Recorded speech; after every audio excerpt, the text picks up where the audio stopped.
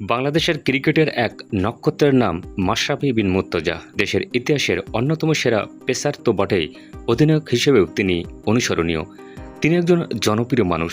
সেই জনপ্রিয়তায় সেট পড়ে 2018 সালে প্রথমবার সংসদ সদস্য নির্বাচিত হওয়ার পর। সে সময় রাজনৈতিক কারণেই তিনি কিছু ভক্ত সমর্থক হারান। এতে অবশ্য ক্ষতি হয়নি তার। মাশরাফির মতোই ছিলেন। কোটা আন্দোলনের মাঝে মাশরাফি এবার এলেন সমালোচনায়। কোটা সংস্কার আন্দোলনে অনেকেই নিজেদের অবস্থানের কথা জানিয়েছেন, হত্যাকাণ্ডের প্রতিবাদ করেছেন, জানিয়েছেন রক্তপাত বন্ধের আহ্বান। সামাজিক যোগাযোগ মাধ্যমে নিজেদের প্রতিক্রিয়া জানিয়েছেন বাংলাদেশ জাতীয় ক্রিকেট দলের অনেক ক্রিকেটারই। তবে সেই তালিকায় নেই সাবেক অধিনায়ক ও নড়াইল 2 আসনের সংসদ সদস্য মাশরাফি বিন মুর্তজা। তবে যাদের ঘিরে দেশের মানুষ একটু বেশি আশা করে, সেই মাশরাফি বিন মুর্তজা এবং সাকিব আল হাসান এখন পর্যন্ত নিশ্চুপ।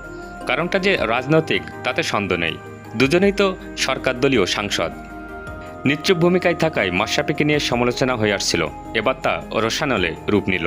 ট্রলের শিকার হচ্ছেন মাশরাফি। ক্রিকেটার ছাড়াও অনেকের কাছেই মাশরাফি আদর্শের নাম।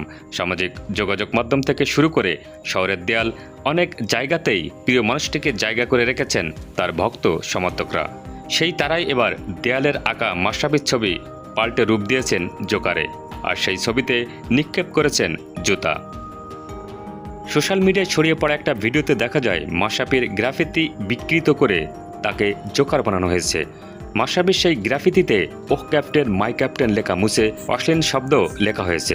শুধু তাই নয়, একদল তরুণ উল্লাস করতে করতে সেই গ্রাফিতির উপর জুতা ছুঁড়ে মারছেন।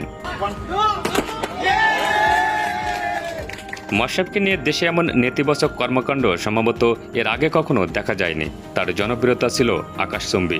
সেই জনপ্রিয়তার চড়াই কি এবার জিদ ধরল?